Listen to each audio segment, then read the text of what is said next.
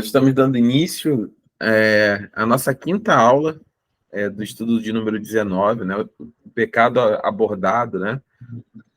Nos ensinos de Jesus, né? A gente já falado sobre ela praticamente desde o final do mês de dezembro, tivemos a paralisação e retornamos, e hoje nós vamos concluir essa aula de estudo de número 19.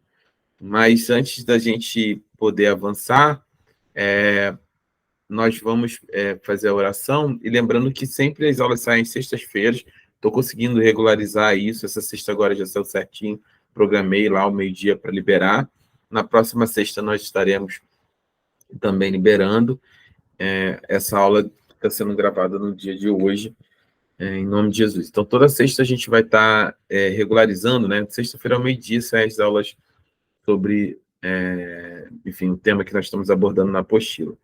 Mas vamos orar em nome de Jesus, pedir a pastora Tânia para poder orar, para que nós possamos dar início à nossa aula. Amém. Amém, Senhor. Louvado e engrandecido, Pai, seja o seu santo nome. Amém, Jesus. A Ti, Senhor, toda honra, toda glória, todo louvor e toda adoração, Senhor. Estamos mais uma noite, Senhor, diante de Ti, diante daquilo, Senhor, que nós somos, Senhor, em Ti, Senhor, capacitados, Senhor, para aprender mais, Senhor. Amém, Senhor. Toma seus servos em Tuas mãos, toma o pastor Lúcia, a pastora Tati, toma a Lorane nas Tuas mãos, Senhor, a minha vida, a vida de Jorge, a todos, Senhor, que estão, Senhor, nesse estudo.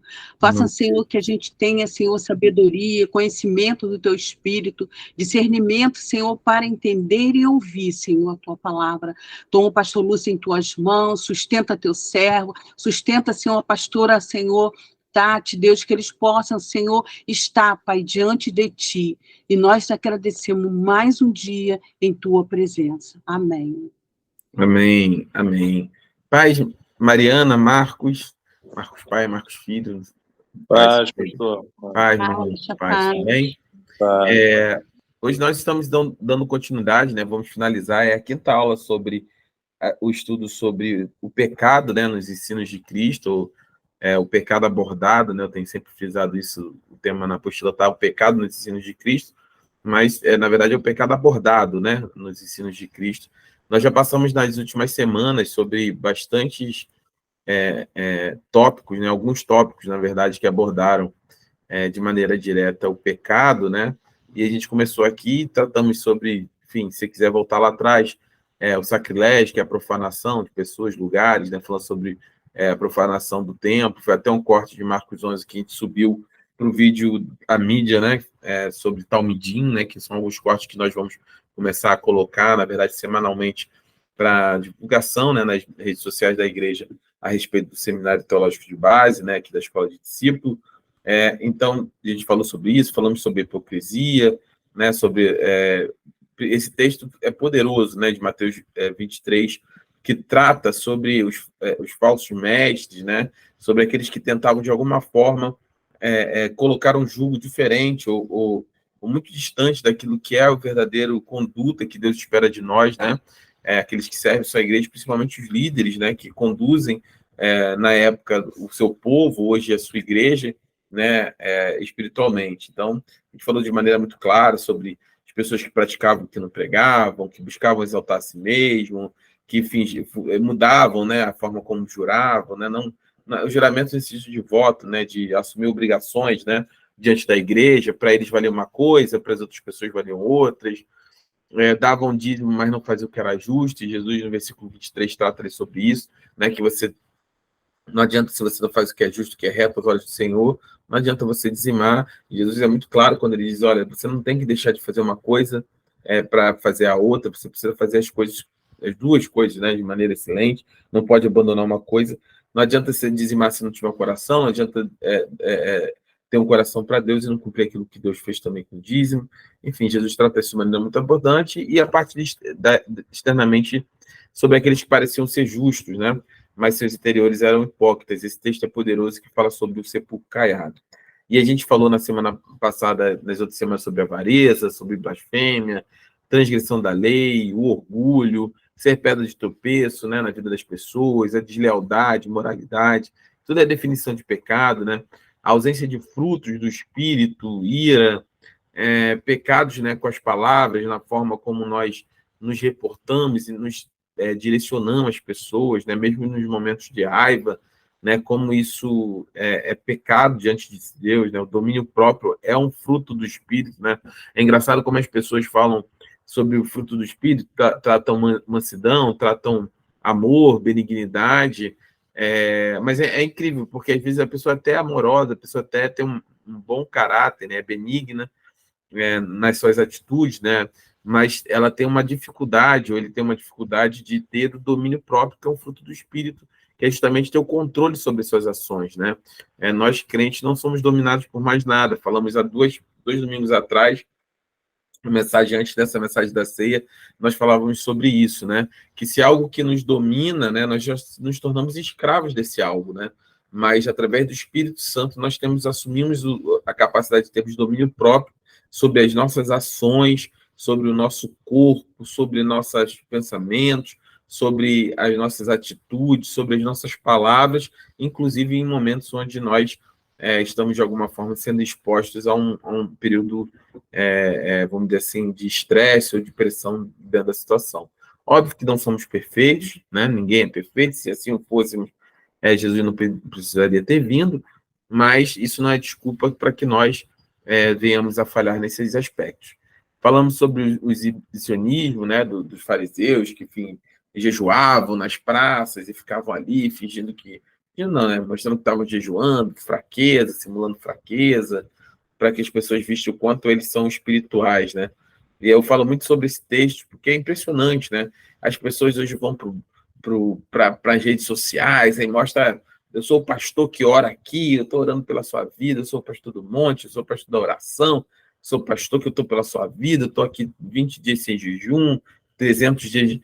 Quando, na verdade, a Bíblia fala que se nós jejuarmos, a gente não tem nem que perceber. Nosso rosto tem que estar lavado, a gente tem que andar bem, como se nem para ninguém perceber, né? É o mesmo gente que fala sobre se a sua mão esquerda faz uma coisa, a direita faz uma coisa, a esquerda não precisa saber. Então, essa exposição da sua espiritualidade, né? Ela é muito complexa em diversos fatores, né? Porque, primeiro, acaba levando, né, alguns irmãos a acharem que não podem alcançar aquele padrão, estabelecem padrões que são muito distantes daquilo que o ser humano normal, como eu e você, consegue estabelecer. Isso tudo era o pecado, perdão, que permeava ali Israel naquele tempo, principalmente entre os líderes religiosos, os fariseus, que era um grupo que Jesus atacou de maneira objetiva e direta durante seu ministério. A falta de fé, que é pecado, né? Nós fomos chamados, falamos sobre isso nesse domingo, né?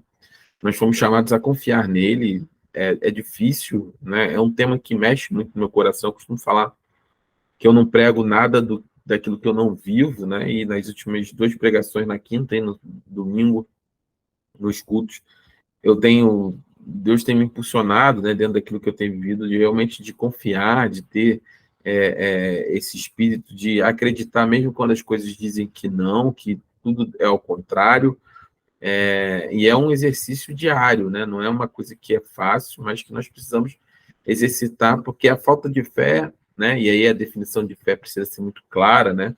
A fé não é acreditar com todas as suas forças. Eu vou fechar os olhos aqui, vou me espremer e vou acreditar.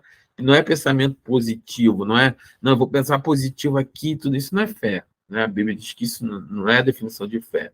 A fé é a confiança em Deus e na sua palavra. Então, o que é fé? Não é pensar positivo porque vai dar certo, né? Não estou dizendo para você ser negativo, né? É porque ele já ficou meio que em jargão, né, no nosso meio assim, social. A pessoa fala, não, tem que pensar positivo. Você diz assim, poxa, não fica depressivo, né? Não fica sendo negativo, não fica achando que vai dar errado, né? Não seja uma pessoa com uma atitude prostrada, né? Caída, né? Seja animado, vá para a vida, vá tentar resolver as coisas, né? Mesmo nos momentos difíceis. Então, não é nesse sentido já, né, não é que você não pode ser positivo nesse aspecto, né? Mas eu falo do positivismo, né? De realmente acreditar que se você pensar muito firme, com toda a sua força, que vai dar certo. Isso ficou muito famoso com The Secret, né? A lei da atração.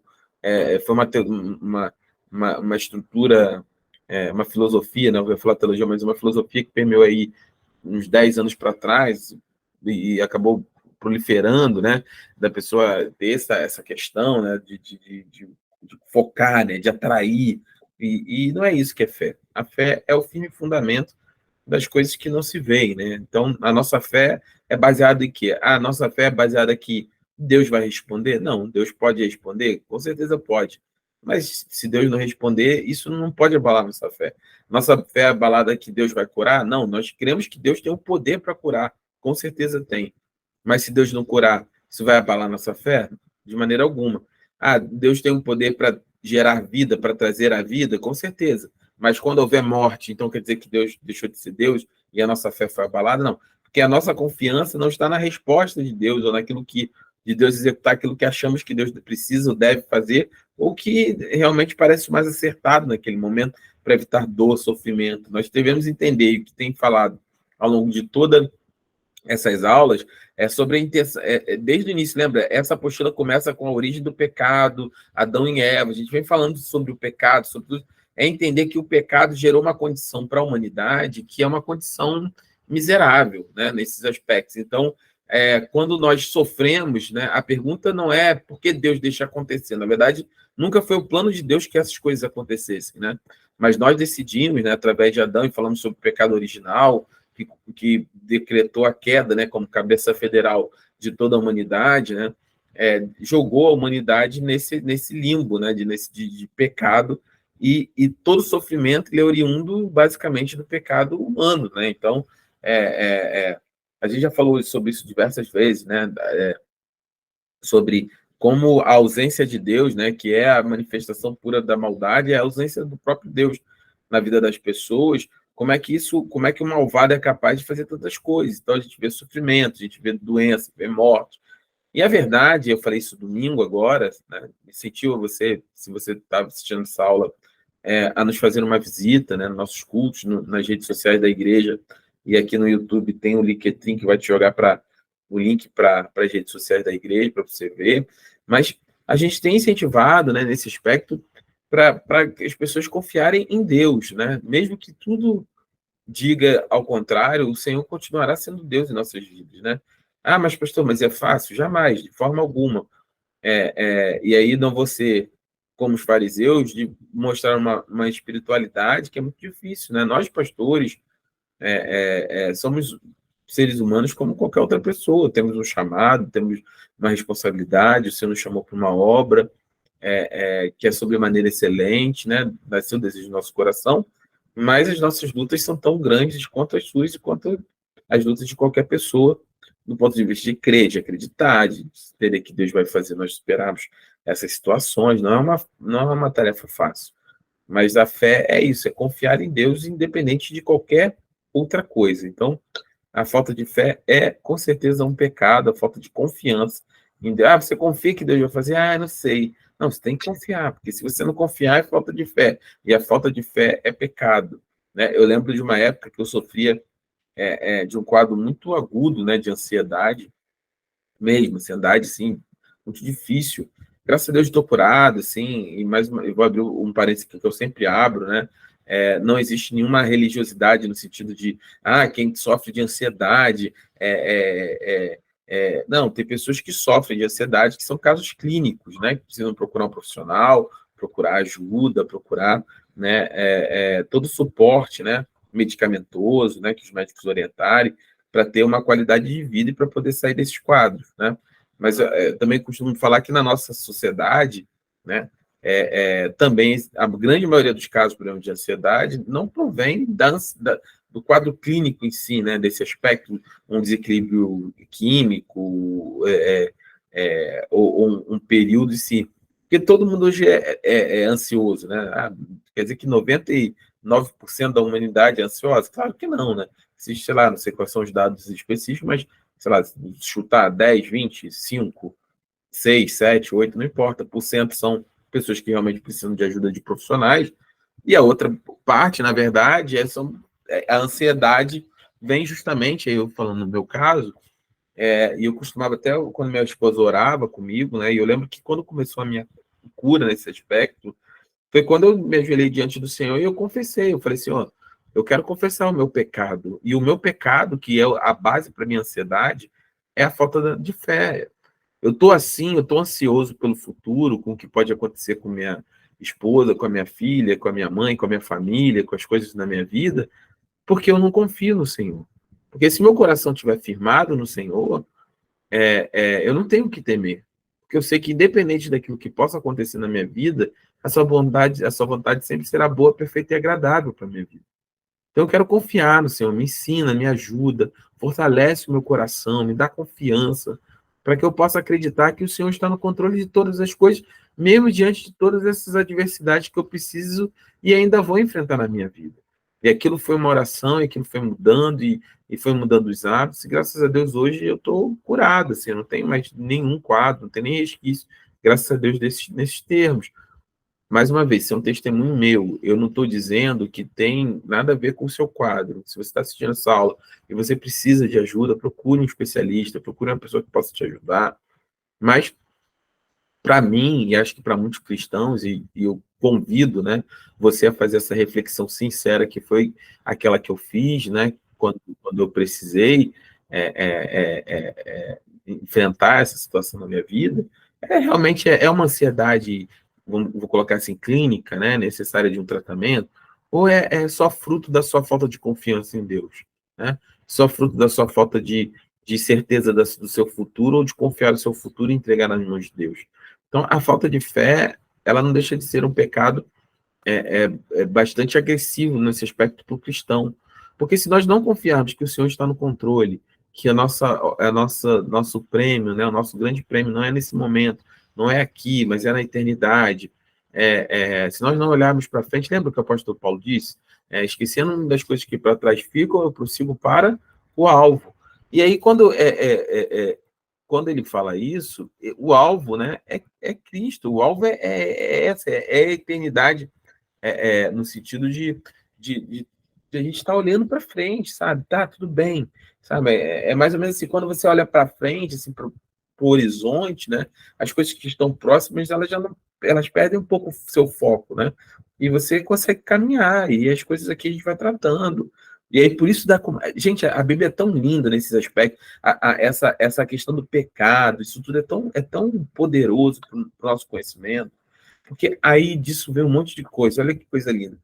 Quando você entende isso, e aí você entende que nós estamos caminhando juntos para a eternidade, para o alvo que é Cristo, para a promessa de Deus, que é a salvação, que é uma vida eterna com Ele, e aí a gente levanta a nossa cabeça, e as coisas aqui, que é onde tem nosso foco, começam já a não ter tanto foco, e aí também vão perdendo a importância, que você vai perdendo um pouco daquele apego extremo, às coisas dessa vida, e aí isso vai gerando no seu coração um coração disposto a ter comunhão, e aí quando você a desapegar das coisas materiais, né, necessariamente, e aí isso começa a mover toda uma engrenagem, né, como cristãos, né, você fica apto a ajudar o seu irmão, você fica apto a ajudar a obra de Deus, você fica desprendido para fazer as coisas. Não precisa, para isso, abrir mão dos seus planejamentos, né, financeiro, profissional, né, você quer fazer uma pós, você quer fazer uma festa de aniversário de casamento, fazer uma casa, tudo é lícito, mas seu coração já não fica mais ansioso, né, porque você confia que todas as coisas vão cooperar para o seu bem, é o Senhor que vai te ajudar a caminhar. Eu confesso que, para mim, é um desafio, assim, na minha vida, são muitos desafios diários, assim.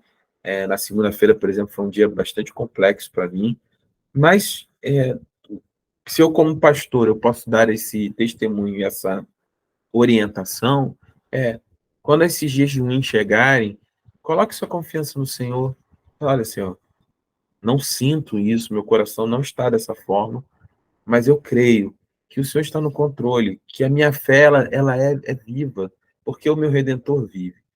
E não importa o que vai acontecer, porque olha, é libertador. Quando você diz isso de maneira consciente e acreditando realmente no Senhor, quando você diz assim, não importa o que vai acontecer, porque independente do que acontecer, o Senhor estará no controle e a minha vida está nas suas mãos. É libertador, porque nesse momento você se desprende das amarras que te trazem para esse lugar de ansiedade, de depressão, né? Muitas das vezes mais uma vez dizendo, não estou dizendo que pessoas que têm necessidades clínicas com esses aspectos não precisam de tratamento. Precisam. Mas eu estou dizendo nós vivemos numa sociedade onde foram desconstruídas, desconstruída na maioria das pessoas, essa referência de Deus, essa confiança. E quando você perde isso, quando o seu céu termina aqui no teto, você não tem mais com quem contar. É uma vida muito triste, assim. E amanhã? Amanhã sou eu, somente eu e nada mais do que eu. E depois eu. E aí você vai... Isso gera dentro de nós, no ser humano, uma ansiedade muito grande a respeito das coisas. Então, exercite isso da parte da sua fé, da sua responsabilidade em relação a confessar diante do Senhor. Senhor, eu confesso, Deus, eu não criei, eu não confiei, confesso meu pecado diante do Senhor, né? Não faz quando uma maioria não, a gente peca no varejo e confessa no atacado, né? A gente peca no varejo e vai lá diante do Senhor na hora de orar, aí, Senhor, perdoa todos os meus pecados, amém. Né? Não, confessa. Tem intimidade com Deus, né? Fale isso. Segunda-feira eu perdi o sono, por exemplo, acordei muito cedo. E eu falei com o Senhor, eu falei, Senhor, eu preciso mudar isso na minha vida. Eu preciso entregar esse dia de hoje nas suas mãos. Porque se eu não entregar esse hoje nas suas mãos, as coisas não vão caminhar de maneira como deveriam. E Deus faz a obra e vem uma resposta, você fica mais sensível, você começa a ver as coisas clareando, né? Eu tinha lido uma mensagem a respeito de uma coisa importante para mim, né, para minha família, e as coisas não... Eu tinha entendido de uma forma, já entendi de outra, então as coisas vão mudando, né? Então, Deus me tocou para trazer sobre, nesse passo específico, falar um pouco mais, né, era nos planos, mas que você possa receber isso para sua vida. De repente, chegou aqui na aula, você precisava receber, ou está assistindo, precisava receber disso. Confie, tá? Confie, confesse seu pecado, sua falta de confiança em Deus, e Deus vai fazer a obra, com certeza Ele fará. E a partir daí a gente tem o finalzinho ali da mordomia, né, irresponsável, né, que é quando... entenda como tudo está linkado, né? Quando você entende todas essas coisas, a mordomia, né, que é um ciclo. Irmãos, eu não estou lendo as passagens porque nós já lemos nas outras aulas, eu estou só fazendo uma revisão para finalizar a lição. Mas a mordomia é responsável é justamente isso. Quando você entende que isso, pela fé, sua vida está nas mãos do Senhor, que Ele está no controle, que sabe, que você confia a sua vida a Ele, você também começa a perceber que também, por um lado, como você confia que Ele pode prover essas coisas, mesmo nos dias que não são tão bons, quando as coisas boas acontecem, você consegue reconhecer que tudo que acontece pertence ao Senhor. É o que eu costumo falar, por exemplo, na minha vida profissional. Eu tenho um testemunho de vida profissional muito poderoso. Mas se você me perguntar, de verdade, aqui de coração, sem nenhuma rasgação de seda, eu entendo que não tem a ver com a minha capacidade profissional. Porque profissional como eu, no nível, né, que eu tenho, existem outros profissionais, existem bons profissionais, existem profissionais até melhores que eu. Mas eu reconheço em todos os meus caminhos que foi o Senhor que moveu na minha vida.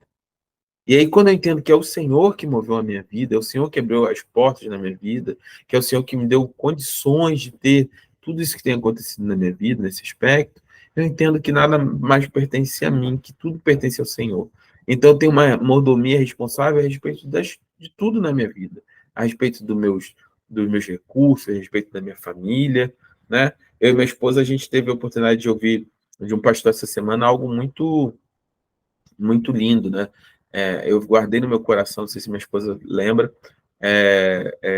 de um pastor que falou assim, olha, se os seus filhos, né, são herança do Senhor, quando você erra com seus filhos, né, quando você erra em dar o caminho, a Bíblia fala, lá no vídeo de lançamento aqui do Ministério do Deuteronômio, tem lá o Shema Israel, né, que é Deuteronômio 5 e 6 ali, que é o Ouça Israel.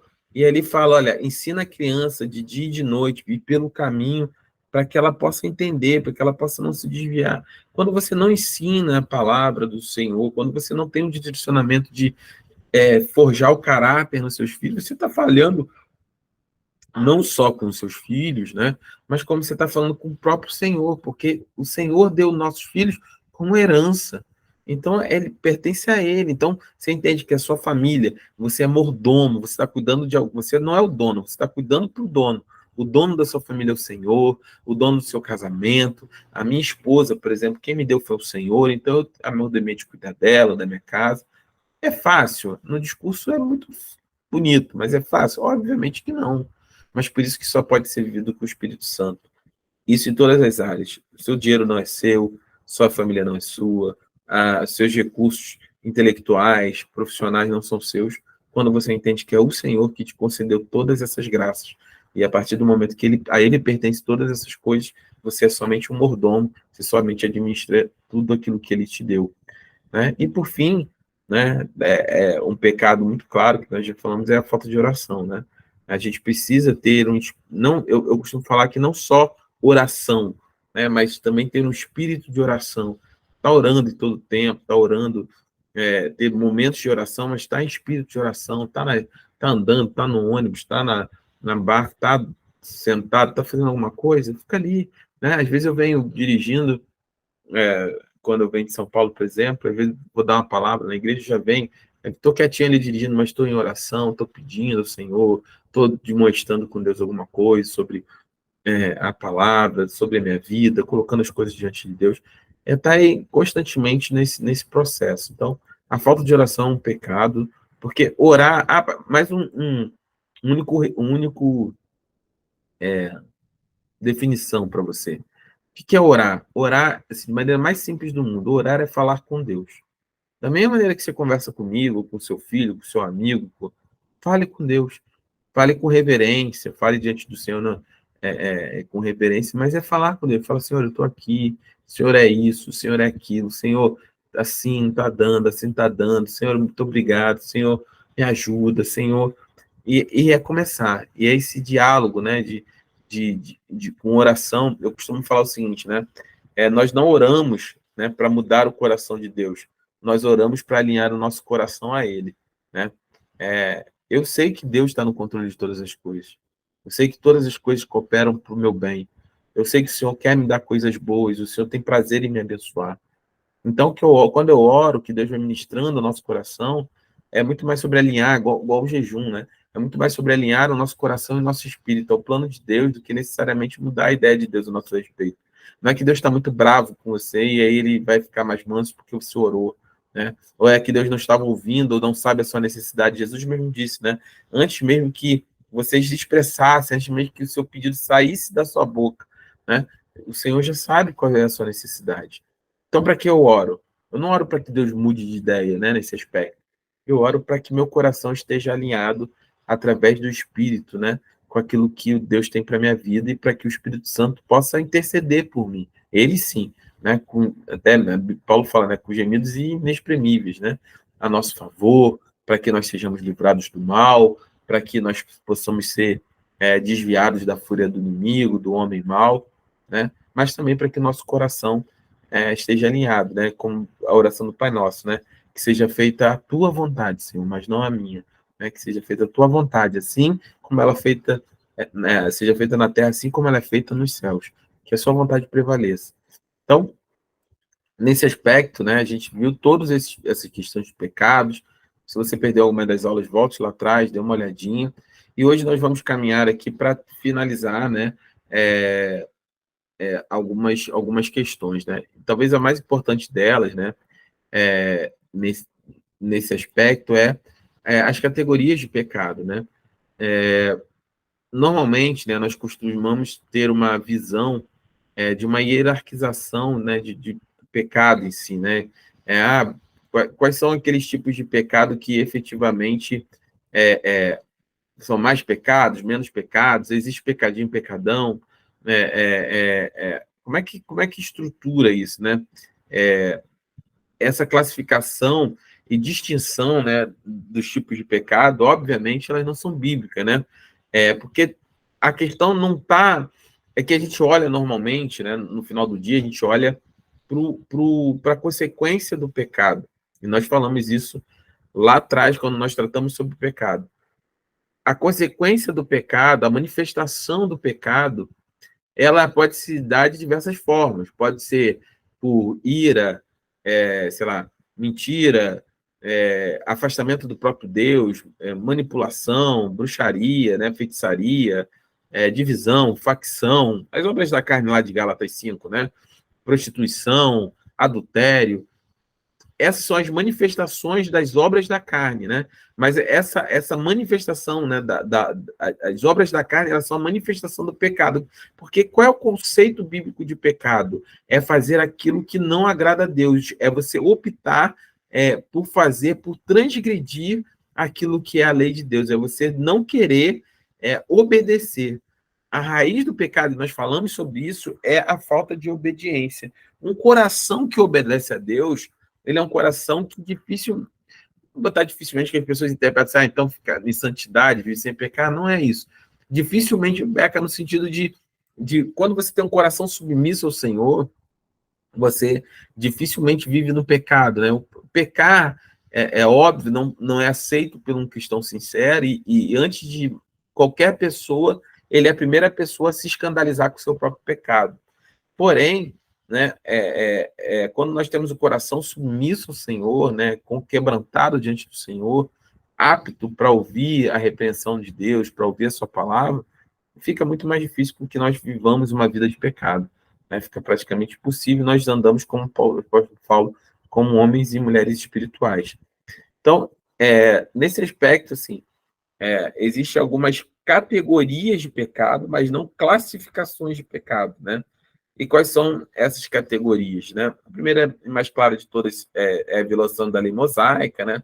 Que era a questão da lei, que trazia ali nos tempos de Cristo a questão da lei, que veio na substituição da graça, né? Mas a lei ela não foi cancelada, ela foi cumprida por Jesus, né? Jesus fala claramente sobre isso. Mas vamos abrir lá em Marcos 7, de 9 a 13. Se alguém puder ler para mim, eu ficaria grato, porque a gente consegue ter uma visão mais clara sobre o que Jesus está dizendo. Marcos 7, de 9 a 13. Se alguém puder abrir, por favor.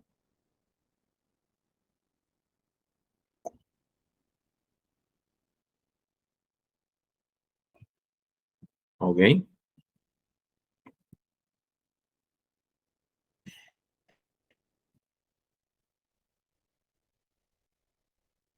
Estão procurando ainda?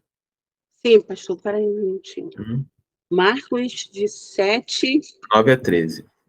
de Marcos 9... Não, Marcos o quê? Capítulo 7, versículo tá. de 9 a 13. De 9... 7. Peraí. 9 a 13. Vou ler, tá, pastor? Uhum.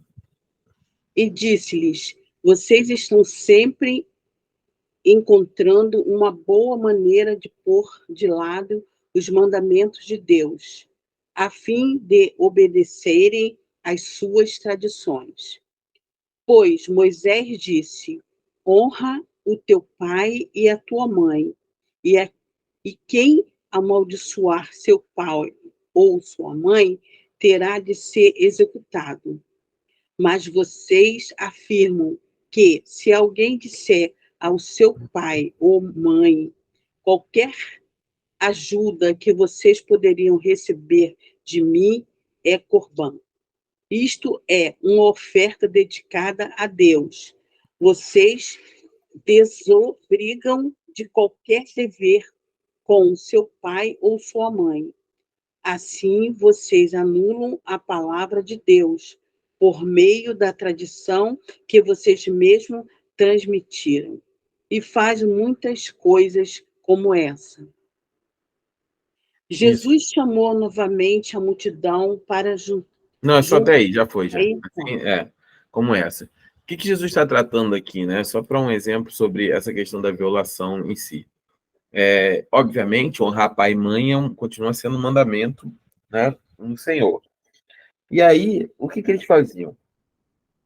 Eles davam desculpa, né, nesse aspecto, né? Eles diziam assim: olha, o Corban era uma oferta dedicada ao templo e que não podia ser pega de volta, não podia ser devolvida. Então, era uma oferta dada ao Senhor.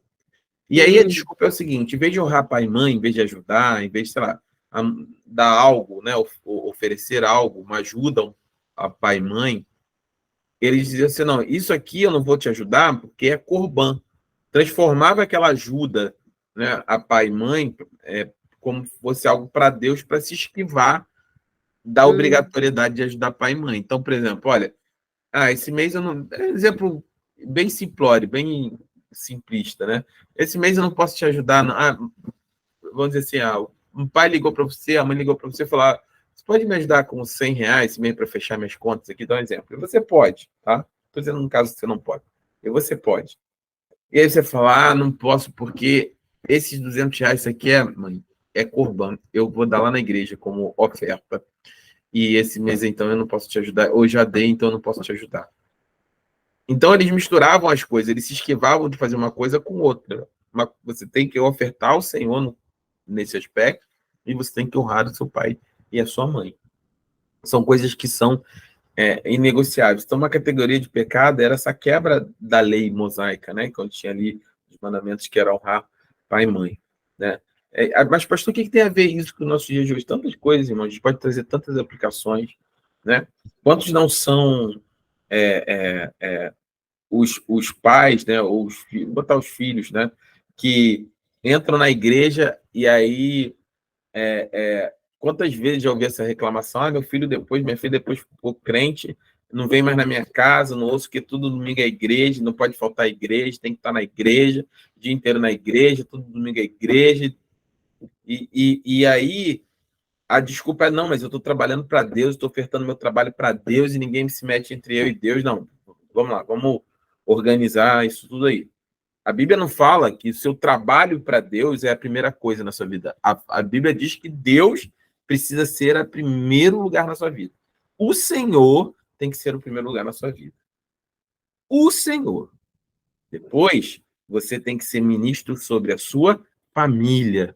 De que adianta o homem ganhar o mundo inteiro e perder a sua própria alma? De que adianta o homem ganhar o mundo inteiro e perder a sua própria casa? Lembra lá de Timóteo, dos requisitos para um pastor, para um membro para o episcopado, né, para a atividade pastoral e diaconal, governar bem o seu lar, ter filhos tementes ao Senhor. Estava claro sobre isso. E depois, o seu trabalho no Senhor, na casa de Deus. Estou dizendo, você tem que ter um equilíbrio. Meu irmão, você tem que honrar seu pai e sua mãe. Vai lá almoçar com ele no domingo, não vai morrer, não.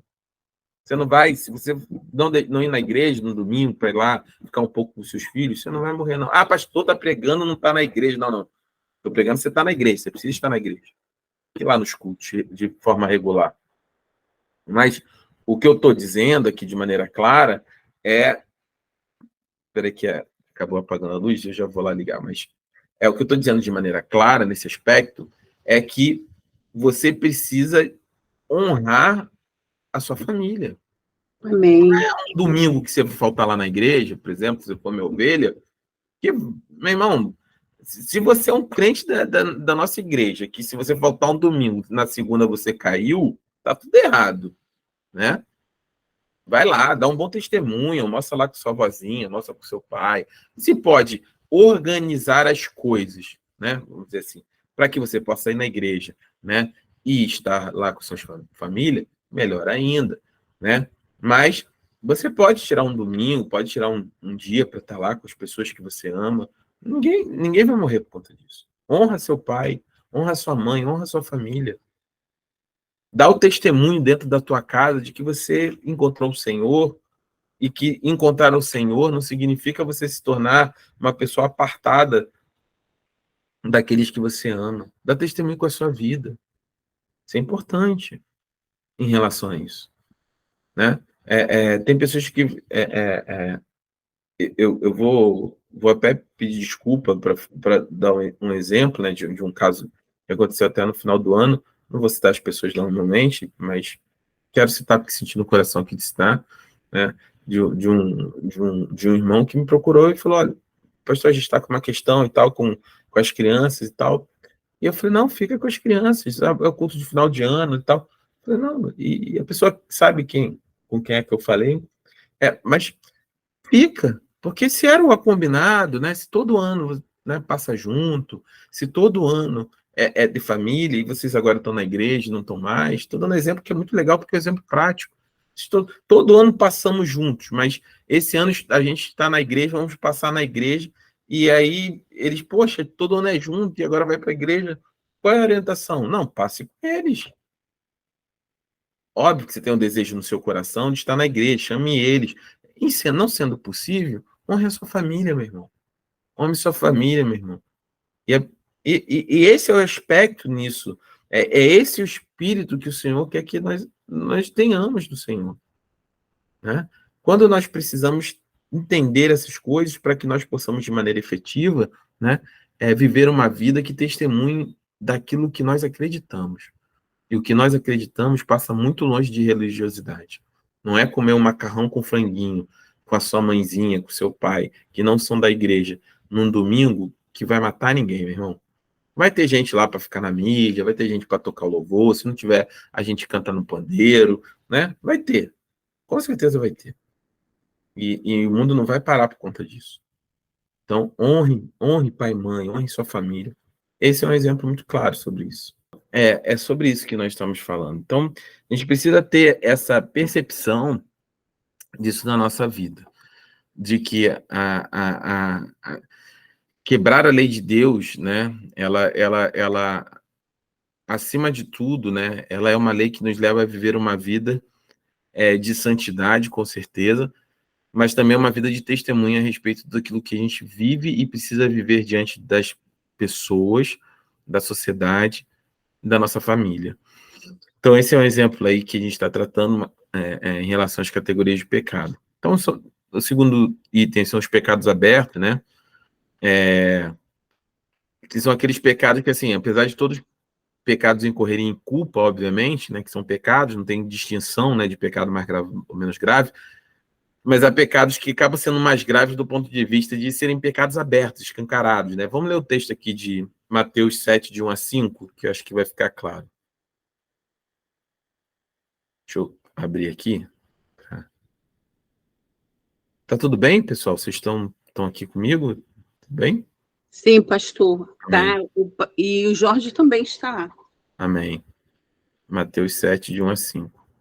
Presta atenção. Fiquem à vontade para comentar, para colocar o que vocês quiserem, tá bom?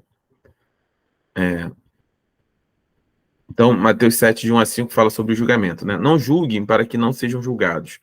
Pois da mesma forma que julgarem, vocês serão julgados. E a medida com que usarem, também será usada para medir vocês. Porque você repara no cisco que está no olho do seu irmão e não se dá conta da viga que está no seu próprio olho? Como você pode dizer ao seu irmão, deixe-me tirar o cisco do seu olho quando há uma viga no seu? Hipócrita, tire primeiro o pecado da viga do seu olho, então você verá claramente para tirar o cisco do olho do seu irmão. Não deem o que é sagrado a cães, nem atirem pérolas aos porcos. Caso contrário, estes as pisarão e aqueles, voltando-se contra vocês, os despedaçarão. Peçam e lhes será dado, busquem e encontrarão, batam, a porta lhes será aberta.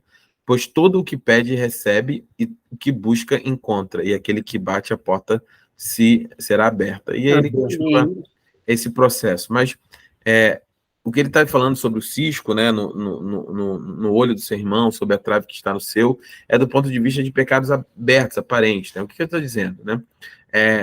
Do ponto de vista, vou colocar assim, é um pecado oculto, dá um exemplo assim, que você faz ocultamente. Uma questão, sei lá, pornografia, por exemplo. É um pecado que a pessoa faz oculta. Qual é a diferença dessa para um pecado de, sei lá, de mentira, de falso testemunho? Todos os dois são pecados. Você mentir sobre uma pessoa, dizer que vai dar uma fofoca, todos os são pecados. Do ponto de vista, para Deus, são moralmente, para Deus, são inaceitáveis. Agora, tem pecados que têm uma consequência aberta, né? No sentido do seguinte, né? Todo pecado gera morte, mas estou dizendo assim, você faz uma coisa dessa, você tem uma consequência aberta, você está destruindo a vida de uma pessoa, você pode ser processado, você pode incorrer em diversos problemas na sua vida. Mesma forma o adultério, por exemplo, a pessoa adulterou, não é só adulterou, vai lá, Senhor me perdoa, perdão porque eu adulterei, não, você tem um cônjuge, você tem um esposo, uma esposa,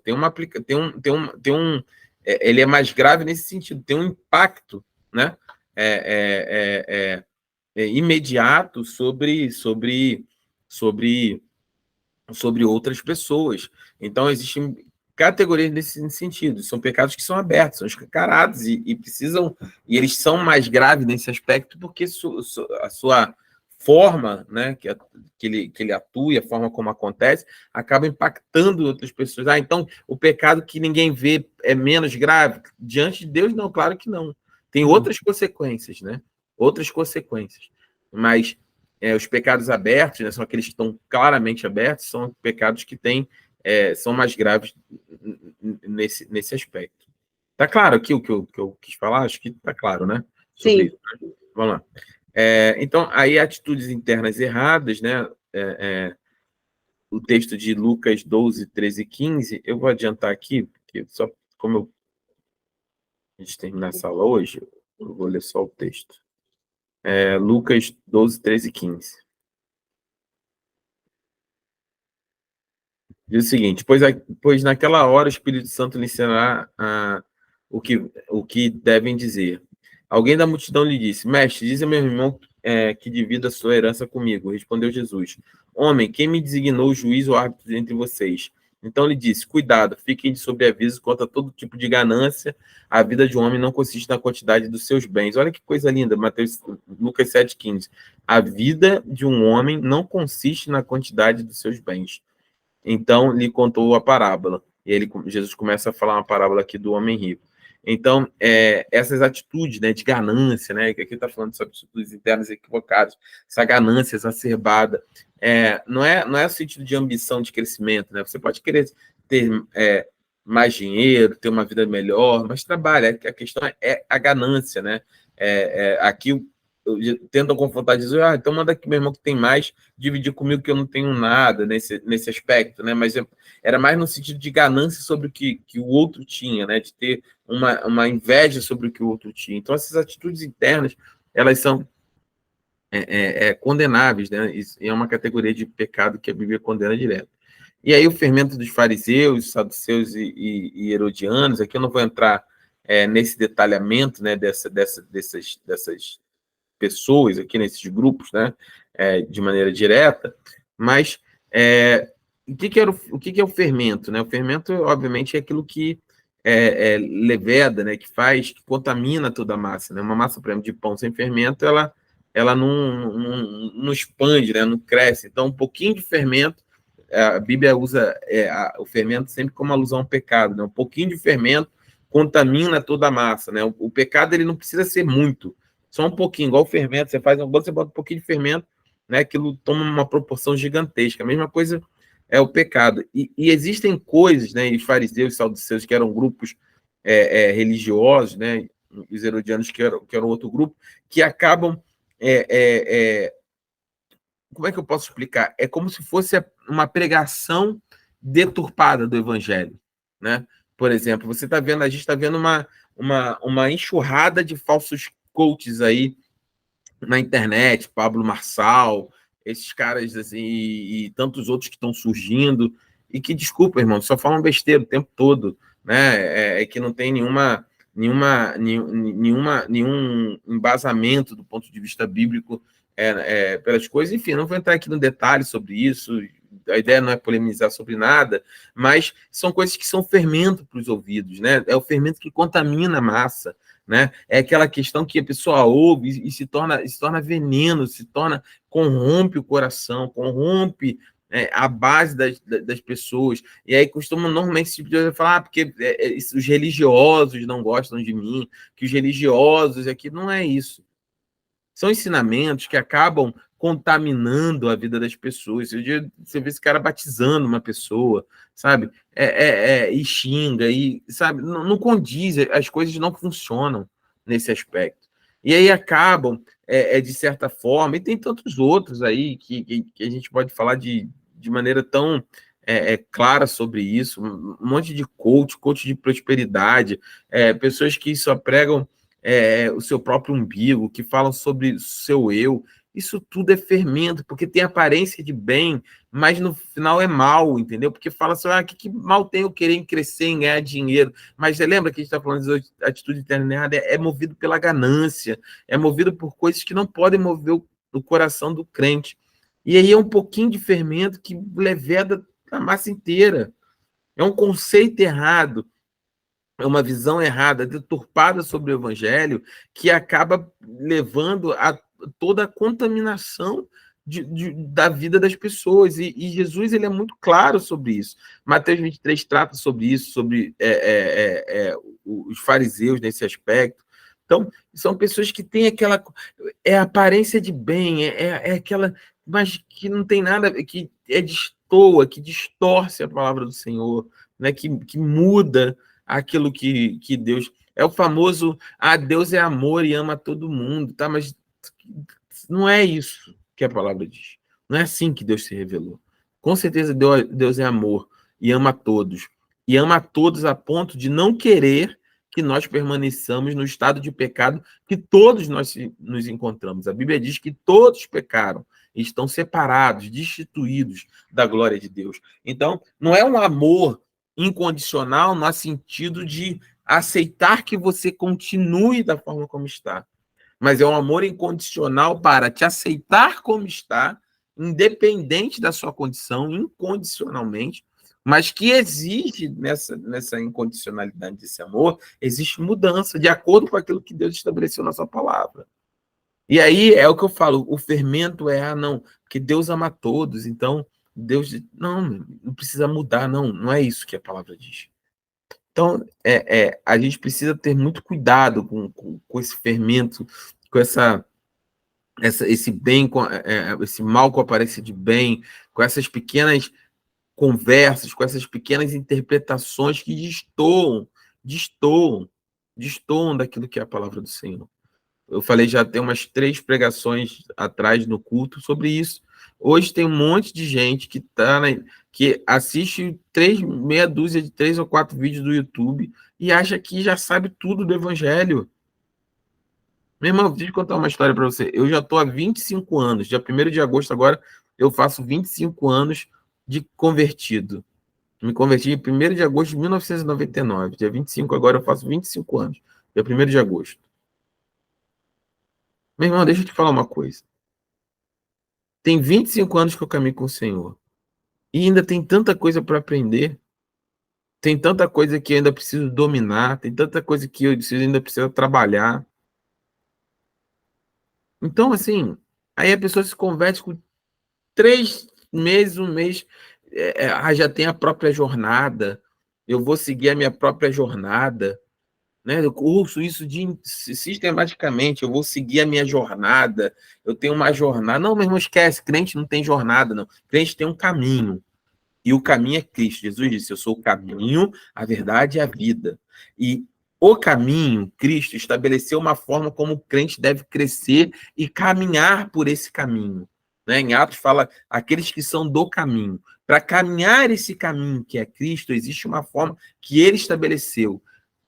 Timóteo fala sobre isso. Ensina, pois, a homens... Paulo fala a Timóteo. Ensina, pois, a homens fiéis que sejam capazes de transmitir a outros. O caminhar no reino é pelo discipulado. É você que se converteu agora, aprendendo com uma pessoa íntegra, idônea, capaz de te ensinar aquilo que ele já aprendeu de outra pessoa íntegra, idônea, capaz de ensinar aquilo que ele já aprendeu. É transferência, não é jornada sozinho, não é o caminho do guerreiro, da guerreira, sozinha, pelo mato, subindo as montanhas, não é isso. Isso não é o evangelho. O evangelho é comunhão, Cristo, corpo. Eu já fui, no bom sentido, vocês vão entender a metáfora, que eu já fui dedinho, depois eu me tornei perninha, depois eu me tornei bracinho e depois mãozinha para trabalhar, e aí hoje eu sou boca para falar das coisas de Deus. É um crescimento, é um caminhar. Mas para mim ser boca hoje, né, de Deus, para falar, para pregar, né, eu fui lá, eu fui dedinho, fui pezinho, né, eu fui mãozinha que limpou o banheiro, eu fui bracinho que botou as cadeiras no culto, que ajudou na igreja, né? Eu fui perninha que me levou para o seminário teológico, que aprendi as coisas de Deus. Ah, mas pastor, você é perfeito? Claro que não, eu só estou te dando um exemplo. E eu aprendi com homens que eram fiéis e que vieram antes de mim, que me ensinaram, né? Homens no sentido de humanidade, né? Homens, mulheres, antes de mim, e que aprenderam com outros, que aprenderam com outros. Aí, nego, vê meia dúzia de corte no Instagram, sabe tudo de Bíblia. Formado, bacharel em Jesus. Tem muita gente se perdendo com isso, meus irmãos. Corre disso, corre disso, corre disso. Você tem todo o direito, como minha ovelha, de falar assim, pastor, olha, cheguei a uma conclusão que você é um bom pastor, né? Não tem, eu creio que não tenho, não denigro, não defraudo ninguém na igreja, mas eu acho que tem um pastor que pode me orientar melhor, que, né, uma igreja que pode me suportar melhor. E amém, isso é da vida. Agora, você não pode ser contaminada, seduzido por essas coisas, sabe? Aprende, espera o tempo, observa, caminha. Olha para trás. Aqui um exemplo claro aqui é o seminário teológico aqui que nós estamos estudando. Olha para trás. A gente já está caminhando há muito tempo aqui. Olha para trás de verdade, assim, de maneira muito sincera e sem nenhuma arrogância. Olha, um ano que a gente está caminhando basicamente aqui no Deuteronômio, no seminário, por exemplo, teológico de base. Quanta coisa você já não aprendeu? Fala a verdade. A gente não aprende? Eu aprendo. Estudando para dar aula, eu relembro, eu aprendo, aprofundo. Aí olha para trás um ano. Será que atrás um ano você tinha condições você tinha maturidade realmente espiritual, cristã, que você tem hoje? E com certeza daqui a 2, 3 anos você vai ter uma maturidade completamente diferente da que você tem agora. Mas as pessoas vivem um tempo desse, sabe? É rápido, é tudo instantâneo. E aí algumas origens do pecado, e não vou aprofundar aqui porque é muito óbvio, né? É o próprio Satanás, né, que instrui, que instiga, o inimigo das nossas almas, do pecado, o mundo, que a gente acabou de falar, mas tudo também nasce no coração do homem. A pessoa que segue esse tipo de coisa, nasce no coração da pessoa. A pessoa que peca, abandona, decide no seu coração. Então, Satanás é o instrumento, né, é o inimigo e tal, de redor, rugindo como um leão, né, esperando uma brecha para nos devorar, o mundo e o próprio coração do homem.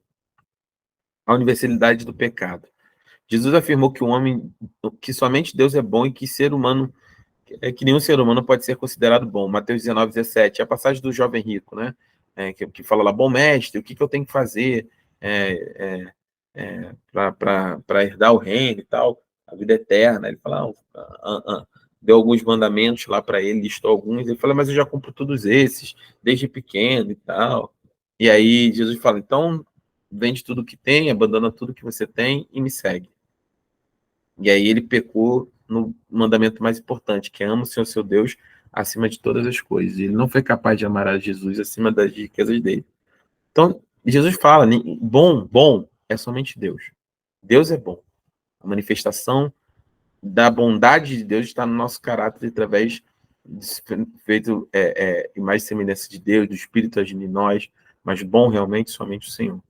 E ele declarou que até os seus discípulos escolhidos eram maus. Esse texto de Lucas 11, 13, né? Fala sobre isso. Então, assim, o pecado não tem ninguém santarrão, não tem. Esquece, liderança que passa uma santidade para você é absurda. Se seu pastor, sua pastora, seu líder começar a querer passar para você de uma imagem que ele vive flutuando nas nuvens, questiona, meu irmão. Porque eu vou te falar, 25 anos de crente, dia 1º de agosto agora. Não é assim. Não é assim. Não é assim. Não é assim. Ah, pastor, então como é? É Deus sustentando. Deus capacita aqueles a quem Ele chama. Deus sustenta aqueles a quem Ele chama. Pastor, o que mantém vocês é o Espírito do Senhor, todo o tempo. De nós mesmos, a gente não teria condições de fazer absolutamente nada do que a gente tem feito. Nem você vai ser capaz. Então, quando você tem um modelo onde parece que quem está aqui desse lado é um super-homem, da fé, fica muito distante para você ser tudo aquilo que Deus pode fazer na sua vida.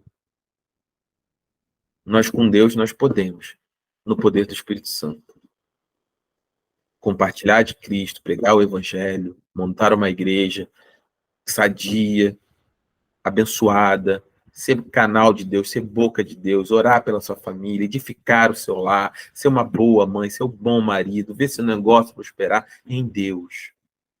Mas, pastor, eu vou errar? Vai. E o que eu faço? 1 João 1:9. Se confessarmos os nossos pecados, ele é fiel e justo para nos perdoar e nos purificar de toda a nossa iniquidade. Se você entender isso, meu irmão, a sua vida espiritual só vai fazer assim. É para cima. Para cima.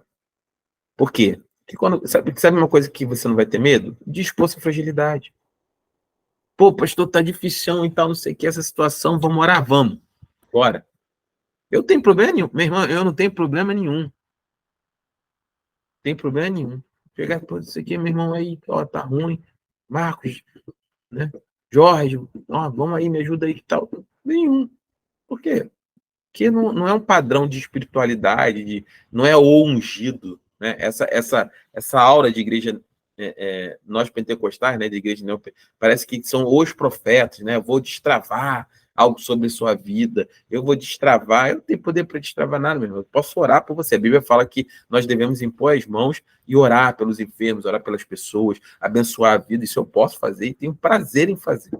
Agora você pergunta assim, pastor, qual o poder que você tem para destravar? Meu irmão, quem tem o poder é Jesus. É Jesus. Né? Já orei tantas vezes com tanta fé e as coisas não aconteceram como eu orei. E já orei de maneira muito simples. Por pessoas e Deus curou, Deus transformou, Deus mudou. É o Senhor, sempre é o Senhor. E aí, por final, a consequência do pecado. Nós já falamos sobre isso, né? Lá quando falamos da origem, afeta a nossa vontade, né? Lembra de Paulo, o bem que eu quero fazer, esse não faço, mas o mal que eu não quero, esse sim acabo cometendo. Afeta a nossa vontade, e faz parte da sua maturidade cristã entender isso. Entenda essa situação. Afeta os outros, invariavelmente. Invariavelmente. Quando eu me iro, por exemplo, eu sou grosseiro, por exemplo, com alguém na igreja, no meu trabalho, na minha casa, afeta as outras pessoas, é consequência do pecado, não tem jeito, né? E por fim, como eu falei aqui, né, o perdão do pecados, né? O perdão da base são o próprio Senhor Jesus e sua obra na cruz, e uma das consequências do perdão é que os que são perdoados devem perdoar os outros, né? Isso é importantíssimo, aqui eu vou fechar com isso. Então, a base do perdão é o próprio Jesus, é Cristo, né? É a sua obra na cruz. Lembre-se disso, isso é um termo importante aqui na escola de discípulos. Jesus, ele tem, chama morte substitutiva, né? O sacrifício substitutivo de Cristo na cruz. Cristo substituiu a mim e a você. Sei que estão, eu sei, pastor, não, mas isso é importante você. Porque tem gente que sabe, mas não sabe. Então, eu falar para você, Cristo morreu por você e por mim na cruz. Cristo substituiu você. Se você não entende, se eu não entendo que Cristo substituiu a mim e a você, primeiro, nós não damos valor ao sacrifício dele. Segundo, nós não temos condições de reconhecer que mesmo quando pecamos, pela graça, favor não merecido, favor não que nós não tínhamos nenhuma condição de receber, pela graça nós fomos salvos. E pela graça nós somos perdoados, pela misericórdia do Senhor, nós não somos consumidos todos os dias. Então, quando você entende isso, sua cabeça faz... porque eu vou pecar? Não, porque você sai desse jugo, sabe? Tem gente que acaba errando e não consegue sair disso. O diabo fica ali, ó, acusando, o acusador, dia e noite, acusando a sua vida, e prende a pessoa. Não, meu irmão, confessa, abandona, larga. Eu não posso, pode sim. Fruto do Espírito, domínio próprio, segue em frente. Creia no Senhor. E uma das consequências que eu falei aqui no final do perdão é que os que são perdoados devem perdoar os outros. Isso é fundamental. O crente nascido de novo, ele precisa praticar o perdão na sua vida. Pastor, eu sou crente, mas eu não consigo perdoar ninguém. Tá errado. Não tem assim conversa. Está errado. Ah, pastor, eu não consigo, sobra ângulo. Você precisa orar, meu irmão. Você precisa orar, meu irmão. Porque quando você entende que não existe ninguém mais errado nesse mundo do que eu e que você, lembra o pastor Paulo de novo? Miserável homem que sou, pecador, mais miserável entre os homens sou eu. Quando você entende isso, você está apto a perdoar. Ah, perdoar significa trazer para dentro da minha casa e botar no meu sofá de novo? Não. Não tem nada a ver uma coisa com a outra. Mas libera o perdão, fala, não, tá bom, deixa pra lá. Foi. Tem gente que fica ali, ó, remoendo esse processo de ódio, de raiva, de rancor, sabe? Rancor do passado, do relacionamento passado, da vida passada, da família. Diz, meu irmão, perdoa. Fala sério, eu perdoo. Libera o perdão na minha vida e na vida dessa pessoa, se eu que seja pessoa, sabe? Deixa aí. Deixa aí. Se você tem mais para mim, se eu tenho algo novo para mim, eu vou ver o novo de Deus. É muito difícil. E tem muitos crentes que têm problemas seríssimos com isso. Mas porque não entenderam que o princípio do perdão não é a sua vontade, não é a minha vontade. O princípio do perdão no cristianismo não é, porque eu sou bonzinho, agora eu vou perdoar. Não é isso. Não, a gente é ruim, a gente é pecador, a gente é caído. O princípio não é esse. O princípio é, mesmo eu sendo tudo isso, eu entendo que muito mais perdoado foi eu quando Jesus morreu na cruz por mim. Muito maior a minha dívida. Era a minha dívida que foi paga e foi perdoada por Deus em relação a isso que essa pessoa fez por mim. Então, se eu recebi, lembra do servo mau, que não perdoou a dívida do seu servo? É isso. Quando você entende que o Senhor perdoou muito mais, se não tem alguém errado nesse mundo, sou eu. E quando eu entendo que eu fui perdoado pelo Senhor e que esse perdão não era merecido, todo o resto se torna irrelevante. Você fala assim, ó, eu a partir de agora, meu coração está liberado dessas coisas. Porque o Senhor me perdoou, eu perdoo também. Pronto. Ah, preciso viver junto. Não precisa. Deixa lá a pessoa lá. Mas não vive esse rancor, esse ódio. Anda para frente. Segue para o alvo. Em nome de Jesus. Amém? Terminando nossa aula. Peço desculpa, a gente avançou um pouquinho no horário, mas é porque também começamos um pouquinho mais tarde hoje. Que o Senhor abençoe a sua vida. Que o Senhor abençoe sua família. Bem Amém. carnaval. Cuidado. Vigia, né? A Bíblia fala muito claro, né, que aquele que está de pé, cuide, né, para que não caia. A gente resiste ao pecado, ao diabo, né? A gente resiste ao diabo, mas do pecado a gente foge, né? Fugir do pecado e resistir ao diabo. A gente resiste ao diabo em oração, mas do pecado, ó, a gente foge. Eu tô fortão, vou lá para aquele bloquinho que não vai dar nada, não vai dar, dá sim. Então, fique em casa, né, passeie com seus amigos, não se exponha a situações que a sua velha carne e a sua velha criatura podem vir à tona, porque o velho homem, ele tem esse problema, né? Ele está morto, mas todo dia ele tenta voltar à vida, né? Então, vigia, em nome de Jesus, que o Senhor abençoe a sua vida. Quinta-feira nós temos culto e domingo não haverá culto, tá bom? A gente vai colocar os avisos aí na rede social, mas domingo nós não teremos culto por conta do feriado de carnaval. Vamos orar para nós encerrarmos nossa aula. Eu vou pedir para a Yasmin, se você está com o microfone, para você orar pelo final da nossa aula. Estou sim, pastor. Amém. Vamos orar, então. Amém. Senhor, meu Deus, meu Pai, mais uma aula, Senhor, mais uma terça-feira, Pai, que estamos aqui reunidos para aprender mais de Ti, Pai. Como foi importante, Senhor, e grandioso, Senhor, grandiosas as palavras, Senhor, do pastor. Ensinamentos, Senhor, que vão ficar enraizados no nosso coração, em nome de Jesus.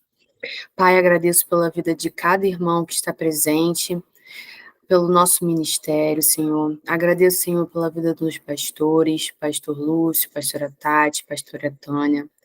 Senhor, peço que o Senhor cubra de bênçãos, Senhor, todos nós, que possamos ter uma noite, Senhor, de descanso, uma noite de reflexão nessas palavras que escutamos hoje, nos direcionamentos, nos ensinamentos, Senhor. Que possamos, Senhor, ter o resto de semana abençoado também. Que cada dia mais a gente esteja fortalecido, Pai. Oro também, Senhor, para que essa semana que vai vir de carnaval, Senhor, que possamos, Senhor, todos os dias estarmos assim, Senhor. Que nada possa nos enfraquecer, Senhor, que nosso ministério esteja forte contigo, Pai. Oramos, Senhor, pela vida dos nossos irmãos que não puderam estar presentes também, Senhor. Coloca a vida deles em suas mãos, Pai, que também tenham uma noite abençoada, em nome de Jesus. Amém. Amém. Jesus abençoe vocês, tá? Fiquem com Deus. Quinta-feira estamos juntos. Vai ser uma bênção o culto. Venha para o culto, convide alguém, tá bom? Culto online. Amém. Paz.